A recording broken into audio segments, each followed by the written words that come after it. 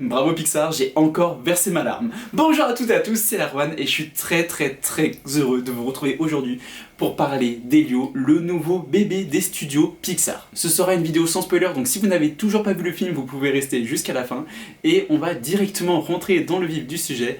Donc Elio, de quoi ça parle? Elio est un petit garçon fasciné par l'espace et ne se sentant pas à sa place sur Terre car il se sent seul et solitaire, il décide d'envoyer un signal aux extraterrestres afin que ces derniers viennent le chercher. Et devinez quoi, le signal va être reçu. Et voilà, je ne vais pas en dire plus, mais oui, on est sur un petit garçon qui est donc fan d'extraterrestres, d'espace, et qui va se retrouver malgré lui à devenir l'ambassadeur de la Terre auprès des extraterrestres dans l'espace. Et donc c'est un pitch qui est complètement fou, mais absolument brillant je trouve. La première chose qui m'a vraiment frappé avec le film, et ce dès sa scène d'intro, c'est l'émotion. Parce que oui, en général, qui dit Pixar dit émotion. On pense à Toy Story 3, on pense à Coco, on pense à Monstres et compagnie, on pense à Nemo, enfin voilà, ce sont des films qui ont, la plupart du temps, une dose vraiment très forte d'émotion. Et Elio ne déloge pas à la règle. En effet, la scène d'intro est d'ailleurs une scène qui, il me semble, n'a pas d'humour, est assez triste, assez mélancolique, et ça va donner un petit peu le ton du film. Alors après, rassurez-vous, et ça c'est un truc aussi que j'ai beaucoup aimé dans le film, c'est qu'on a beaucoup d'humour, le film est très drôle, j'ai beaucoup rigolé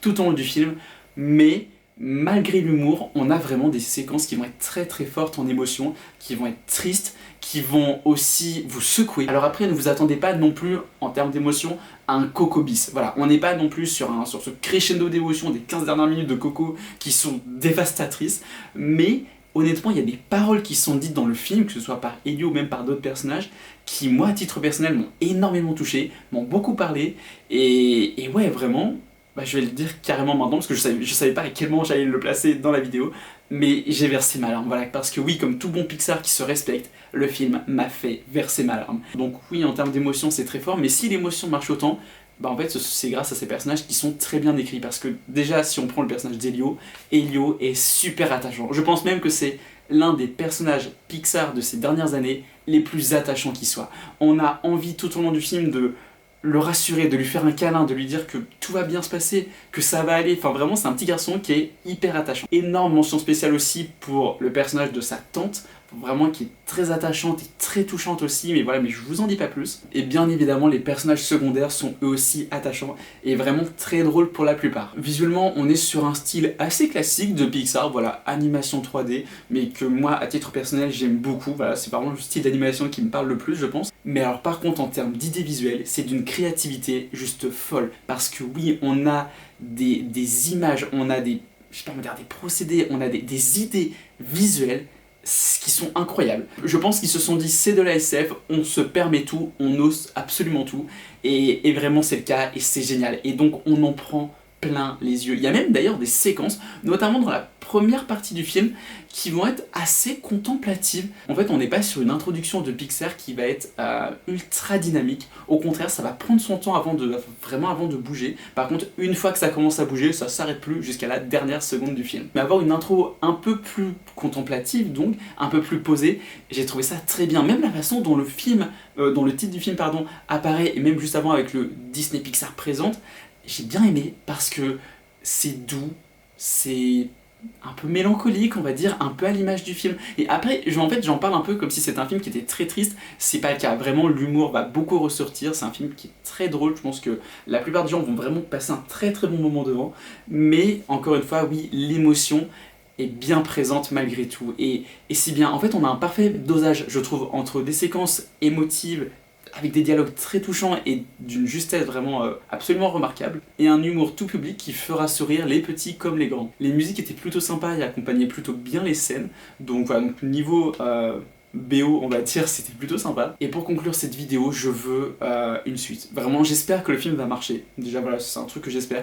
Alors je sais qu'il y en a plein qui pensent que le film va se planter parce que en général la SF, en tout cas la SF d'animation au cinéma, ça se plante un peu parce que Buzz l'éclair s'était planté, La planète au trésor, que d'ailleurs j'ai vu il y a pas longtemps avec ma copine, voilà, je lui ai fait découvrir le film et elle a beaucoup aimé. Voilà, le film apparemment je crois s'était planté au cinéma. Voilà, on a pas mal d'exemples comme ça.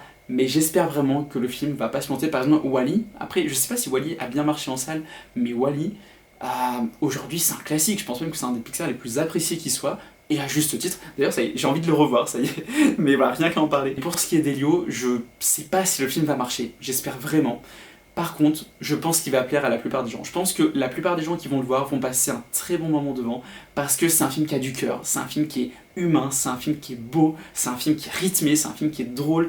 Et oui, clairement, c'est dans mon top 10 Pixar. Et vraiment, je le dis aussi parce que là, je sors de la séance, c'est une critique à chaud, mais c'est magnifique, c'est incroyable, j'ai versé ma larme devant, c'est beau, c'est incroyable. Juste merci Pixar. Merci Pixar parce que, et je vais même le dire, je pense que c'est le meilleur Pixar qu'on n'ait pas eu peut-être depuis Soul. Voilà. Et j'essaie de le dire en toute objectivité parce que Buzz l'éclair, je l'ai trouvé monumental. Voilà, même Élémentaire, c'est incroyable. En fait, après, Pixar, c'est mon studio d'animation préféré. Donc, voilà, j'aime tous les Pixar, sauf un. Voilà. Et je vous laisserai deviner, essayer de deviner lequel je n'aime pas en commentaire. Après, c'est pas un film que je déteste, c'est juste un film que, quand j'y pense, je me dis, moi, c'est sympa, mais c'est pas... Voilà, c'est pas THE film. Donc oui, j'ai été complètement séduit par ce nouveau bijou des studios Pixar, et oui, je l'ai qualifié de bijou. J'espère que le film vous plaira aussi. Si vous l'avez vu, n'hésitez pas à me mettre en commentaire votre avis, que vous ayez aimé ou pas. On est là pour en discuter. Et n'hésitez pas à vous abonner si ce n'est pas déjà fait, à mettre un petit pouce bleu, à partager la vidéo parce que ça aide beaucoup la chaîne, à me suivre sur Instagram évidemment. Et je vous dis à très bientôt, c'était Fanboy, bye.